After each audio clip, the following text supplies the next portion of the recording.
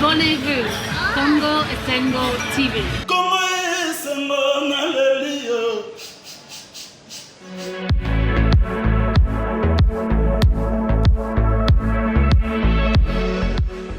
Pour nous, il n'est nullement question qu'on prenne ces parlements.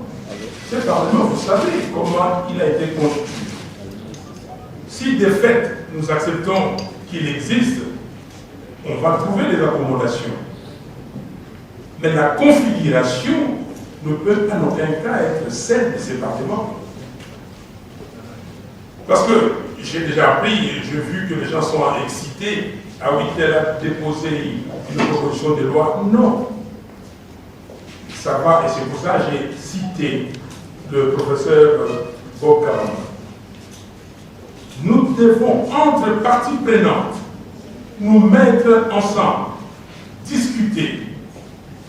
Et dès que nous avons discuté, tout est arrangé, comme le Premier ministre vient de vous dire, c'est une proposition.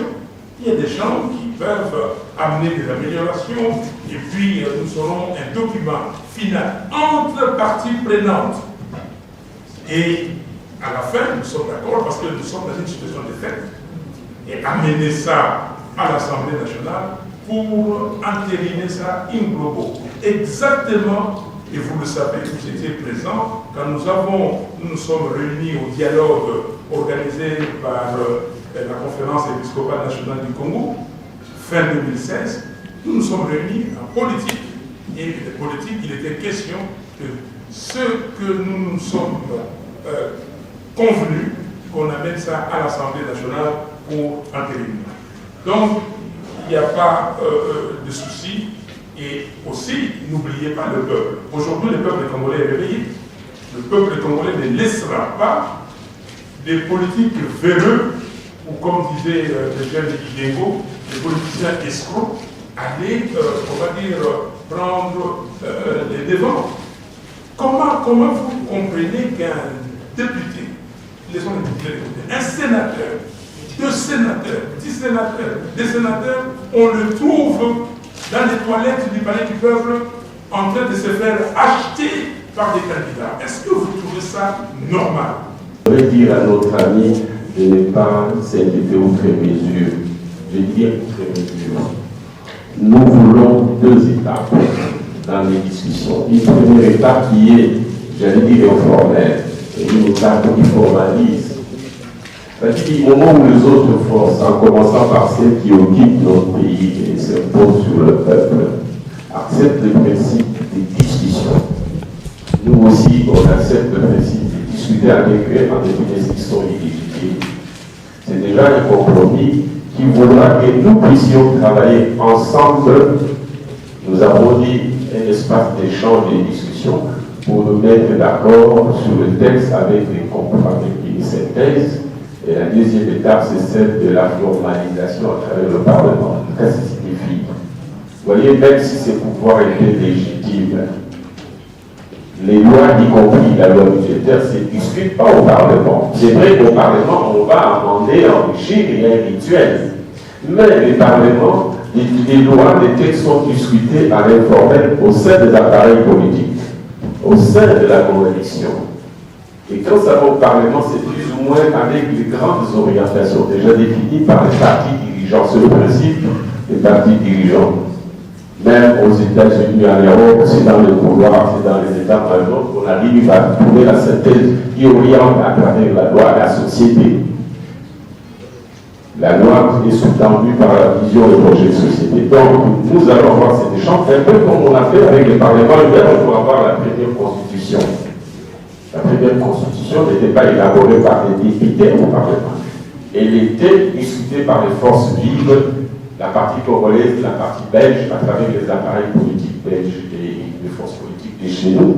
Et on a trouvé ce consensus des parlements africains. Donc c'est cette volonté politique issue de ces compromis-là. Voilà la formule que nous envisageons, qui est tout à fait classique. Même si nous étions devant des forces élues, elles auraient trouvé des compromis comme coalition, en dehors de l'instance institutionnelle qui, elle, endosse ou en ligne.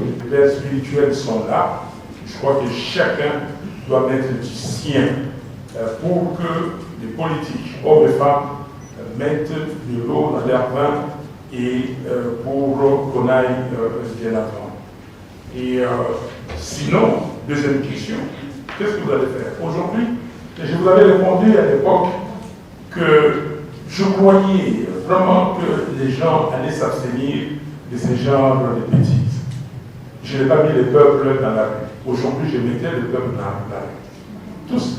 Aujourd'hui, le peuple congolais sera dans la rue. Si les gens s'amusent, vous allez voir ce que vous allez voir. Si les gens s'amusent aujourd'hui, vous allez voir ce que vous allez voir.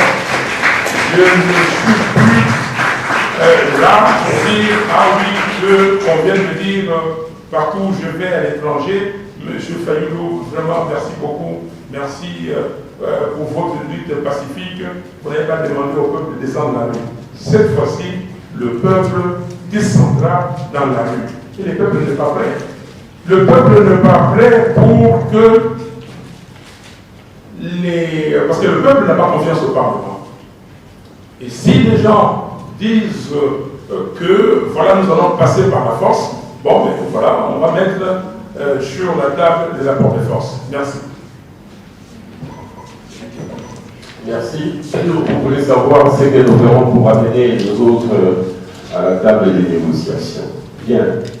Si nous étions une démocratie caractérisée par un clivage entre une majorité et une minorité, on sait que les autres ont la légitimité pour gérer, parce qu'ils sont majoritaires, et les autres ont la légitimité pour aborder l'opposition, la contradiction. Les contextes seraient différents et les discussions pourraient être et à l'informel et au sein des institutions.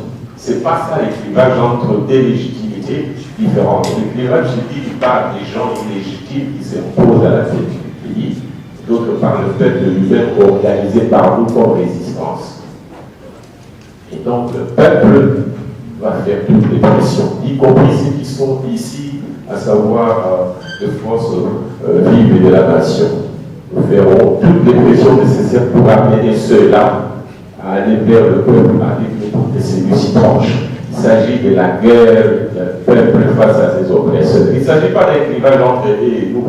Ce serait même nous faire honneur. Nous sommes trop petits pour que nous l'incarnons dans cette aspiration. Ce peuple-là, il veut du changement. Voilà le clivage et ne représente pas le changement. Donc nous demandons au peuple de porter très haut, très fort ses revendications et pour cela il sera soutenu à l'intérieur comme à l'extérieur du pays.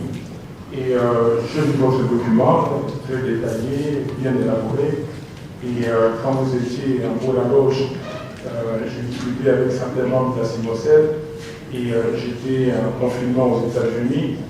Et l'autonomie financière, oui. Donc, toute organisation normale, l'Assemblée nationale, jouit d'une dotation, mais il a son autonomie. Il y a une dotation qui doit être gérée par la CNI au début de l'exercice. La CNI élabore son budget, et puis elle gère. Et elle gère avec les organes qui sont en son sein. 23 membres, ils sont permanents ou ils ont seulement des rôles. Ils sont des membres de la CNI, ils sont permanents. Avec les responsabilités, comme j'ai dit tout à l'heure. Ils font les day-to-day. Donc, le travail de la CNI au jour le jour. Révision constitutionnelle est-elle envisageable? Écoutez, la Constitution, telle qu'elle est là, elle est verrouillée dans beaucoup de ses dispositions. Aujourd'hui, les gens parlent du deuxième tour. Je ne pense pas que les dispositions verrouillées font problème. Donc, on ne peut pas les toucher. Parce que le deuxième tour, là, je pense que tout peut s'organiser, mais en discussion entre parties prenantes. Dans les dispositions non verrouillées. Mais est-ce que la question se pose réellement?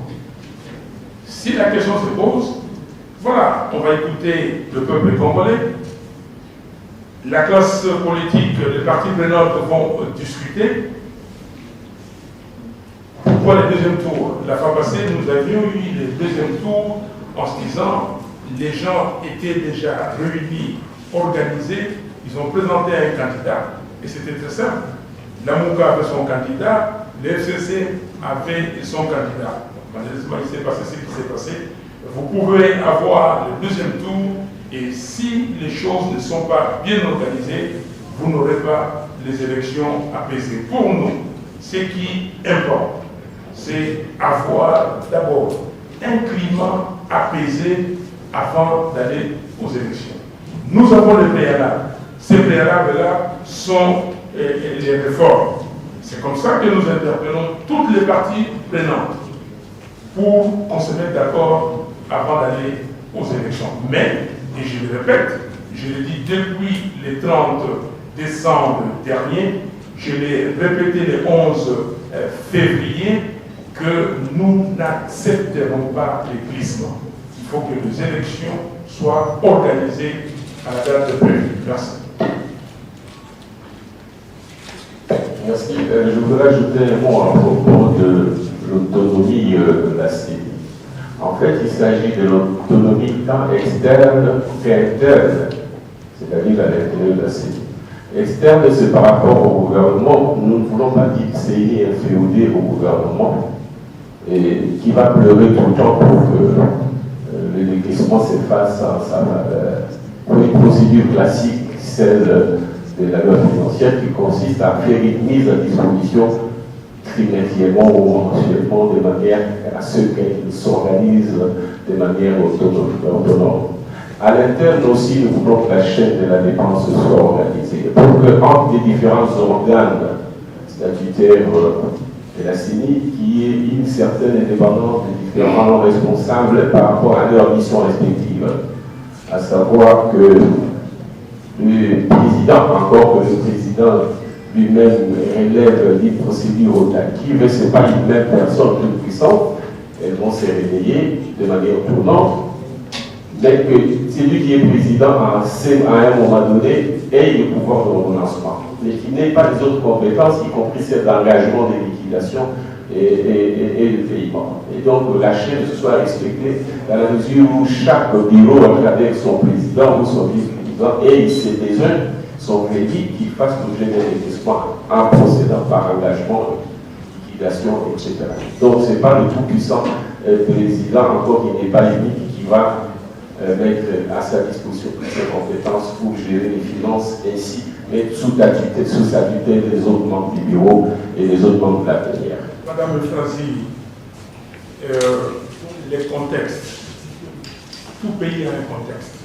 Tout a un contexte. Depuis 1960, nous avons un contexte. Et vous dites comment le financement va se passer. La CENI a dépensé pour les élections passées près d'1 milliard de dollars. Mais plus de la moitié était, était allée dans les poches des gens. La CENI aujourd'hui est pléthorique, plus pléthorique que ce que nous nous proposons. Aujourd'hui, les bureaux, regardez les bureaux du président, les cabinets du président, combien de membres? Les cabinets des membres du bureau, combien de membres? C'est pléthorique. Mais là, nous prenons un cabinet qui est collégial, un bureau où les gens, peut-être, comme on dit dans les assemblées professionnelles ou dans les règlements intérieurs de l'Assemblée nationale ou du Sénat, le président a droit à un cabinet de 7 personnes, ainsi de suite. Donc, nous avons un cabinet, on va réduire de plus de moitié l'effectif actuel de la CENI. Si de ça que vous parlez, la réponse est là. La configuration actuelle fait appel à peu des membres payés par la CENI. La configuration actuelle engage des réductions des coûts parce qu'on ne va pas utiliser l'argent de la CENI pour corrompre les politiciens. On ne va pas utiliser l'argent de la CENI pour s'acheter des maisons à Gombe ou en Afrique du Sud ou à l'étranger. Non. Donc, les indemnités, ou je ne sais pas comment vous les appelez, les émoluments, les morts de la CENI, seront connus de tout le monde. Nous sommes le seul pays où on ne sait pas ce que le président de la République touche. Nous sommes le seul pays où on ne sait pas ce que le président de l'Assemblée nationale, le président du Sénat touche. Nous sommes dans un pays où on dit que non, venez, qu'il faut vous me donner de l'argent pour corrompre les membres parce que je vais être le président du Sénat ou je ne sais quoi, ou membre du bureau, parce que là-bas, je devais toucher 50 000 $ par mois. 50 000 $. Vous avez vu dans quelle institution au monde, aujourd'hui, même dans les pays les plus riches du monde, où l'animateur principal touche 50 000 $. Ça existe. Donc, vous pouvez déjà réduire les coûts à partir de ces moments, à partir de ces niveaux. Qu'est-ce qui est alloué à chaque mois? Il est là, il va, il dit que je vais vivre correctement, j'ai besoin d'aller au bureau et de travailler, j'ai la garantie d'assurance médicale et ainsi de suite. Mais on ne va pas là-bas pour devenir riche. Si vous voulez devenir riche, allez faire du commerce, créer des entreprises, faites des startups. Donc, pour ça, à ce niveau-là, notre proposition a tenu compte des réductions des coûts. Dernière question, les 3 mois de rotation. Nous voulons être effectifs. Ça s'applique ailleurs. Ça s'applique. En Suisse, la présidence est rotative. Et dans beaucoup de pays, dans des organisations internationales, mais si les choses sont faites correctement, où tout le monde participe, où il y a check and balance, les gens voient ce qui se passe. Vous prenez une décision collégialement. C'est juste comme si vous venez, vous mettez quelqu'un pour présider les réunions. C'est monsieur ou cette dame, c'est juste pour présider et tout se passe correctement. Donc, apprenons aussi à cette partie de nos idées faites. Je me rappelle, dans ma société où j'ai travaillé, et quand c'est arrivé, il y a plus de... Ce moment, cette affaire est arrivée il y a plus de 20 ans, on disait qu'on voulait fonctionnaliser. Aux États-Unis, en Europe, c'était déjà fonctionnalisé, mais les Africains disaient, ah non, nous ici, il faut avoir un directeur général. Mais directeur général, pourquoi? On dit que vous êtes responsable d'un produit. Donc, il faut qu'on rentre dans le monde moderne. On ne va pas dire que voilà votre question, ici chez nous. Mais ici chez nous, on parle depuis 1960 bien à marché. Et cette fois-ci, il faut essayer de sortir des sentiers battus. Merci.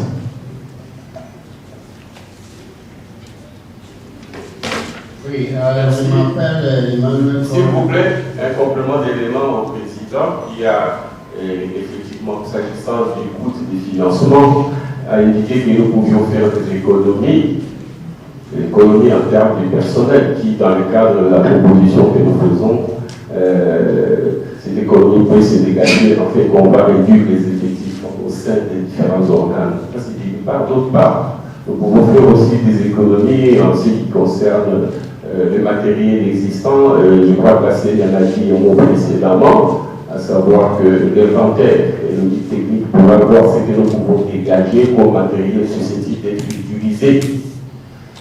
À la suite de cette double économie, il y a maintenant ce qu'on peut dégager comme réseau de financement, d'une part, et les modes de financement. Je crois que madame, vous avez insisté sur le mode de financement, d'où viendra l'argent avec un État en faillite, ça c'est évident. Nous venions de publier une tribune dans laquelle nous avons plus ou moins chiffré l'horizon des chiffres et des besoins de financement, et devant le fait qu'il fallait l'inventaire et l'auditeur. Si nous faisons ces deux économies-là, ce qui va rester, nos bailleurs de fonds, nos partenaires ont toujours été disposés de nous accompagner là-dessus. Donc on pourra envisager que si nous venions à 800 millions de dollars, 700 millions de dollars, l'État congolais peut participer pour 304, quitte à ce qu'il dégage dès aujourd'hui, dans le cas du collectif budgétaire actif, parce que j'imagine que le pouvoir actuel avec son gouvernement et son budget 2021, plutôt adopté par le Parlement sortant, entre guillemets, le bureau sortant, et pouvait, dans le collectif, inscrire déjà et commencer les décaissements du tiers de la part qui reviendrait au gouvernement congolais avec la possibilité de compléter ça avec les soutiens des partenaires extérieurs qui sont toujours là et qui veulent bien nous accompagner. Donc l'argent est là et nos partenaires ont besoin aussi que le Congo avance parce que cet échange en termes de coopération, un Congo qui se porte bien, c'est aussi un partenariat donnant-donnant, gagnant-gagnant qui va s'installer. Ils ne vont pas faire la fine bouche pour nous aider parce qu'ils ont démontré par le passé que à nos accompagnants, nous avons pu faire des contributions par le passé, relativement. Merci beaucoup. On a lutté ensemble, mais pas un seul instant, toi et moi, nous avons parlé du recensement comme préalable des élections. Je ne sais pas si les gens savent ce que c'est le recensement. Quand j'étais étudiant, je travaillais de temps en temps, j'allais à l'INSEE, l'Institut national des études statistiques économiques. Vous savez faire des recensements. Est-ce que vous avez aujourd'hui les capacités? On vous dit qu'on a le niveau. Emmanuel, est-ce que vous vous rappelez que la semaine du 19 au 26 janvier 2015, j'ai conduit une manifestation ici et on s'est retrouvé à la résidence de l'ambassadeur de France où tous les ambassadeurs étaient là, y compris celui des États-Unis, pour nous dire arrêter la population. Parce que la population a dit non, le recensement ne peut pas constituer un préalable pour les élections. J'entends des gens dire qu'on peut faire le recensement dans un an. Qui vous dit ça dans un pays de plus de 2 300 000 km², dans un pays où vous avez des sécurités? Comment vous allez aller recenser les gens à Bouchourou? Comment vous allez aller recenser les gens dans certaines contrées de l'Itourie? Et vous allez recenser qui? Dites-moi, Emmanuel, qu'est-ce que vous aurez au niveau du recensement, l'élément essentiel, que vous n'avez pas avec l'enrôlement des électeurs? Quel est le plus que le recensement va donner? On dit qu'on va savoir qui est congolais et qui ne l'est pas. Mais le recensement, qu'est-ce qui fera que vous sachiez, vous appréhendez tout le monde qui vient et vous dites qu'il est congolais? Et que vous ne pourrez pas, cette technique-là, l'adapter pour l'enrôlement des électeurs. L'ancien représentant du secrétaire général des Nations Unies ici, Martin Kobler, disait que, je dis, nous, communauté internationale, si nous avons quelque chose à léguer à ces peuples-ci, d'abord un bon fichier électoral. Je mets quiconque au défi qui me dise qu'il est capable, ici au Congo, de faire un bon recensement en moins de 5 ans. Mais quiconque au défi. Quel est l'Institut national de la statistique, le ministère du plan? Est-ce qu'ils ont des techniciens? Mais est-ce qu'ils ont aujourd'hui des gens capables pour larguer sur toute l'étendue de la République, faire les recensements, c'est-à-dire compter les gens des 0 à 100, je ne sais pas combien d'années, compter tout le monde. Et quand vous avez terminé les recensements, qu'est-ce que vous faites? Parce que les recensements, dans le pays, comme les pays africains, comme la Côte d'Ivoire, on fait les recensements, ils ont des cartes d'identité. Mais après la carte d'identité, qu'est-ce qu'il faut? Vous devez vous inscrire sur les listes électorales. Donc l'enrôlement. Et maintenant, Madame, tout à l'heure, Efrazi avait parlé de finances. Le recensement va vous coûter combien? Combien de millions? Combien de milliards? Le recensement. Non, je crois que c'était une fuite en avant. Nous étions tous avec ceux qui, aujourd'hui, réclament des recensements parce qu'ils veulent glisser.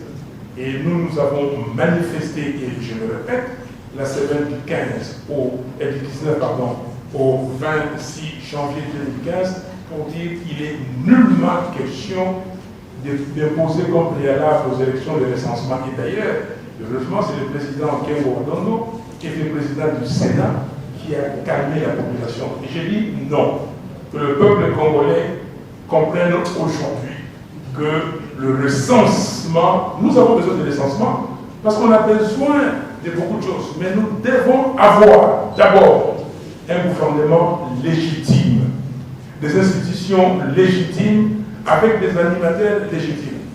Mais je posais la question à mes compatriotes, à nos compatriotes de l'Est. Mais aucun compatriote de l'Est ne veut le recensement. Vous avez toute la bande là-bas, les Burundais, les Ougandais, les Rwandais vont venir se faire enregistrer. Ils ont une carte d'identité, ils sont congolais. Comment vous allez parler ça? Il y a une complicité aujourd'hui connue entre les dirigeants ici et les gens de ces pays-là. Nous voulons rester en bon voisinage, mais nous voulons ne pas créer des situations parce que vous voulez glisser. Et non, ça, on n'acceptera pas ça. Merci.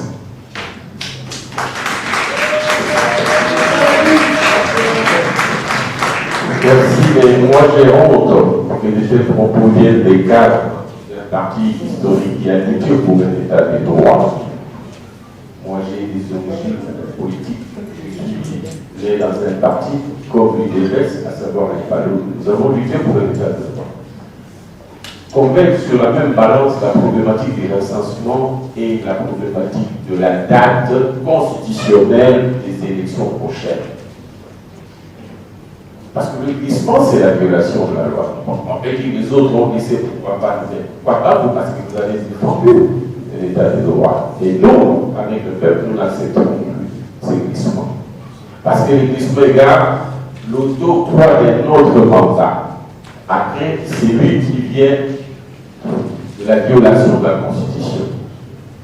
Nous n'accepterons pas.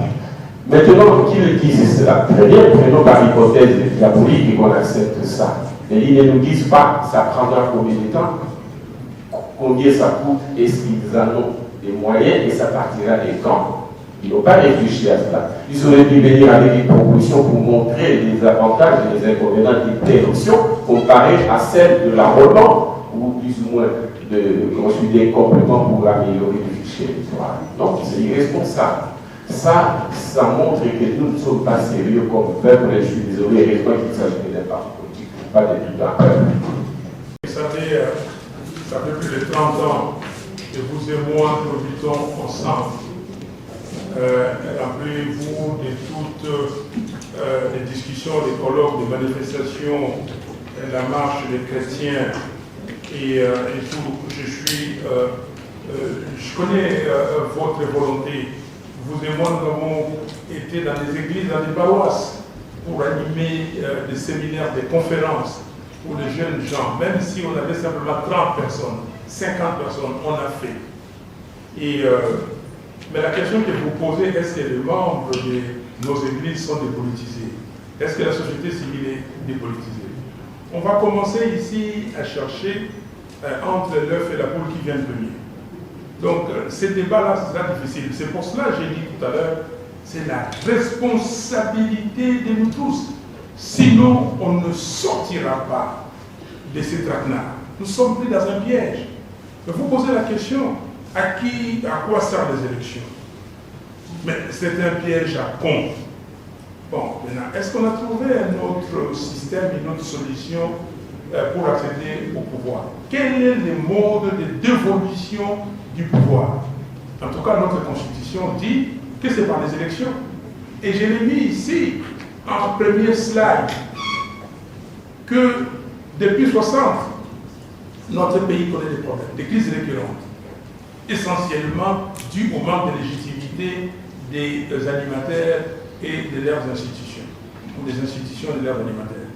Mais les Congolaises et les Congolais, forces vives de la nation, se sont retrouvés pour mettre en place une constitution sur base de laquelle le peuple se choisira librement ses dirigeants. Jusque-là, c'est ça. Je n'ai pas vu un autre mécanisme qui donne la dévolution du pouvoir. Donc, pour l'instant, c'est ça. Nous n'avons que les élections. Bon, si quelqu'un, il y a des coups d'État, il y a des révolutions citoyennes. D'ailleurs, l'article 64 de notre Constitution permet une révolution citoyenne. Pour l'instant, le mode pacifique, ce sont les élections. Alors, la question que vous posez, qui a mis en place la CENI? Vous le savez, mais la CENI, ce n'est pas une particularité de notre pays. La CENI concerne presque tous les pays africains. Je cite le dernier pays qui vient d'avoir des élections, la Côte d'Ivoire. Et ils ont encore gardé l'appellation CEI, Commission électorale indépendante. Tous ces pays qui vont avoir des élections, là, ce sont leurs CNI qui font les élections. Ils ont des centrales électorales. Bon, le monde est devenu un. Quand vous avez une crise, on vous dit que bon, mesures d'ajustement structurel, plus précisément, programme d'ajustement structurel, les PASS. On dit que le Brésil, le Congo, les Ghana, mais ces deux pays-là sont sortis de ce système depuis, mais nous sommes toujours dans la perfusion. Et, mais maintenant, la question des élections, la question de la CENI, mais toutes ces questions, M. l'abbé, que vous posez, ces questions de notre maturité, la maturité du peuple congolais, la responsabilité du peuple congolais, de votre dignité. Est-ce que vous êtes digne que vous allez dans un pays, qu'on vous dise que non, mais est-ce qu'on a appris là-bas chez vous que les parlementaires se sont fait acheter comme des petits-enfants? Est-ce que vous êtes content? Et vous êtes avec eux? Mais maintenant, c'est une question qui doit être, nous tous, nous devons nous la poser pour dire maintenant, comment changer les paradigmes? Comment sortir des sentiers battus? Comment dire que nous sommes citoyens quand Lumumba a parlé? Qu'est-ce qu'il nous a dit? Si Lumumba, Kassavou ou Wenekimba, nous tous revenir ici aujourd'hui, seront contents de nous. Même les Mobutu qui sont morts dernièrement, même les, comment dire, Mzee Kabila, est-ce qu'ils seront contents? Et donc nous sommes là. Pourquoi nous occupons cet espace? On l'occupe inutilement. Donc notre maturité, notre responsabilité à chacun de nous est, comment dire, requise. La CENI,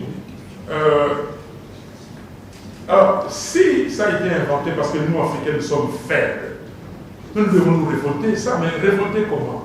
Montrer de quoi vous êtes capable. Moi, si on vous dit que je ne suis pas capable, je vais dire que écoutez, merci, j'ai dit oui. Mais je vais montrer dans l'action de quoi je suis capable. Nous avons fait la proposition de sortie de crise. On a essayé de parler à tout le monde et tout. On nous a dit que, voilà, écoutez, mais vous dites, aujourd'hui nous vous montrons que nous sommes capables de dévoiler ces propositions.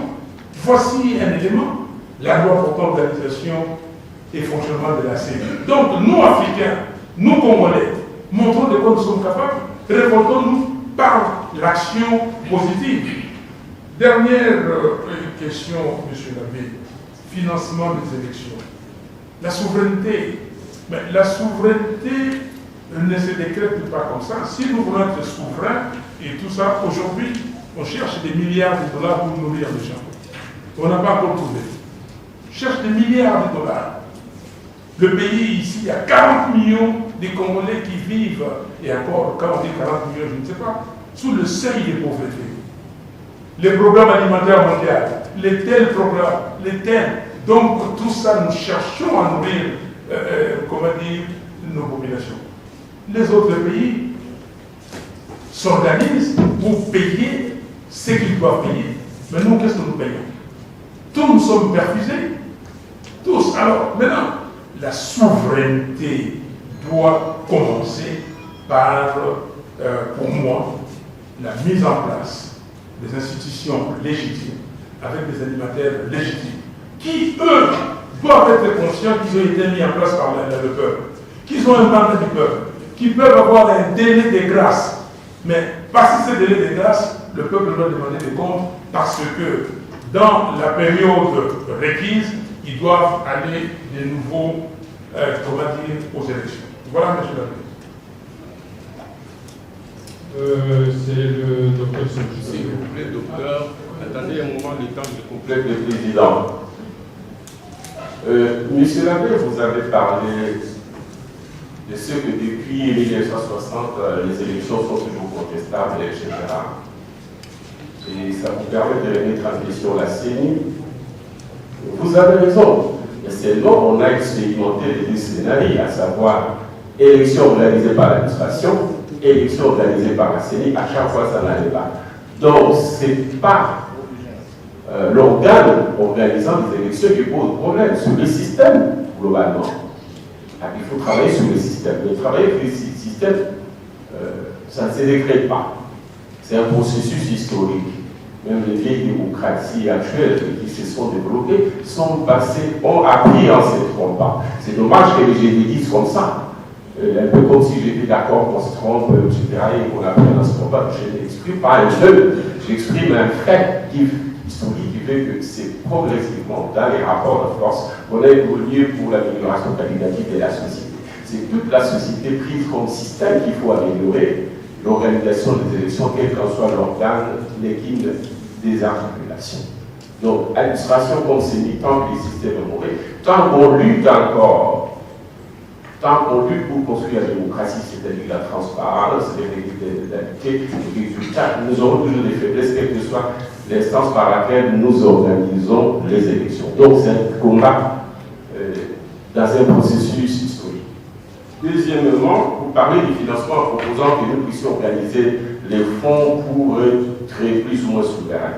Non, ce n'est pas tant parce que les ressources viennent du peuple, parce que même les ressources de la CENI actuelle viennent du peuple à travers les trésors publics, à travers l'impôt. C'est lui qui gère le fonds.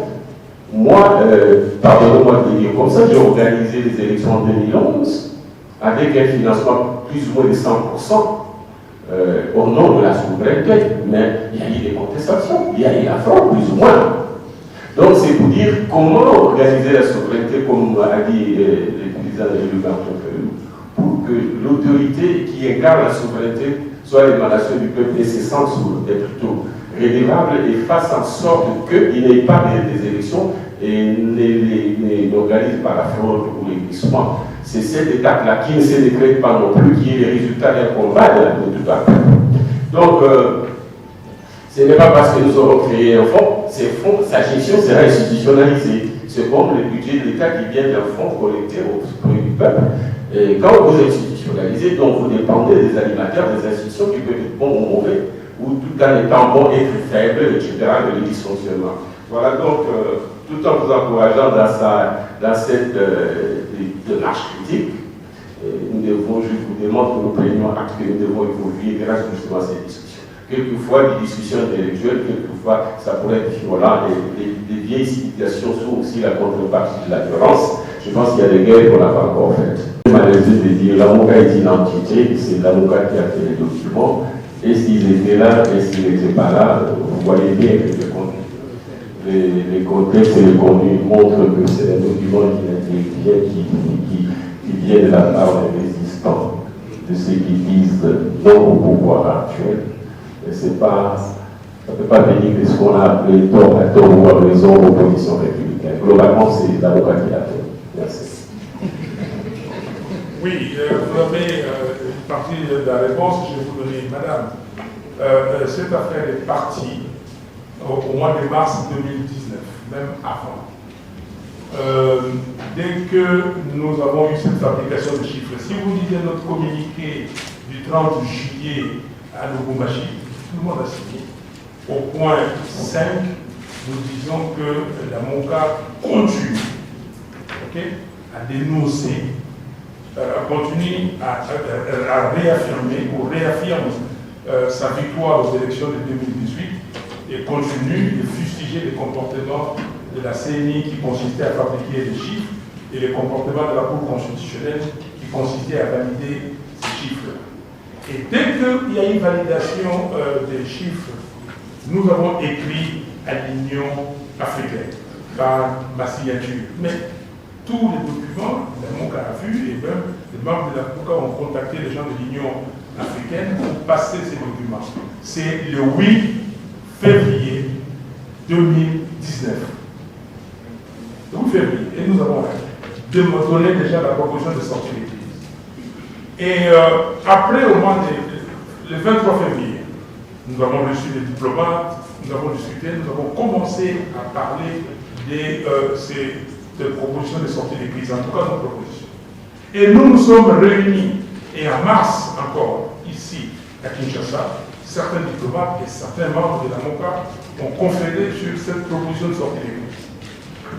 Du 21, le 22, le 23 mars 2019 à Bruxelles, tous les leaders de la MONCA, les 4 que nous étions, et au moins les 5, ajouté Moussa, on était à 6, à Bruxelles, nous avons décidé, avec même des experts, nous avons décidé tous d'aller aux réformes.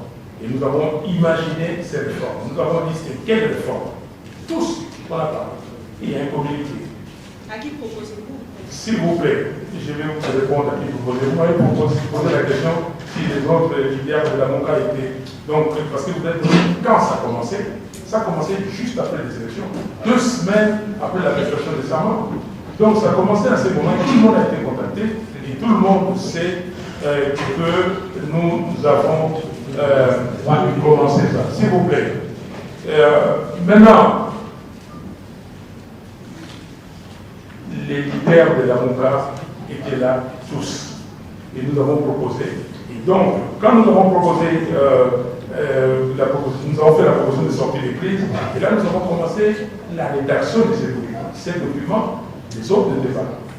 Okay? Ils ne sont pas là. Donc, ils sont partis comme le Premier ministre vient de vous dire. À qui nous proposons les documents? Au peuple congolais. La souveraineté appartient au peuple. C'est au peuple congolais. Vous voulez dire qu'on propose à l'Assemblée nationale? Non, et je répète, cette Assemblée ne peut pas gérer cette situation. En 2016, fin 2016, quand nous avons eu les dialogues de la 5 vous vous rappelez, c'est les parties prenantes qui se sont réunis pour discuter et proposer des choses à la nation qui était en crise. Il y a une crise, il faut sortir de la crise. Merci madame. Vous attendez que les membres du président sortent, après ce sont les diplomates, les membres de la société civile, les représentants des partis politiques en 3e lieu.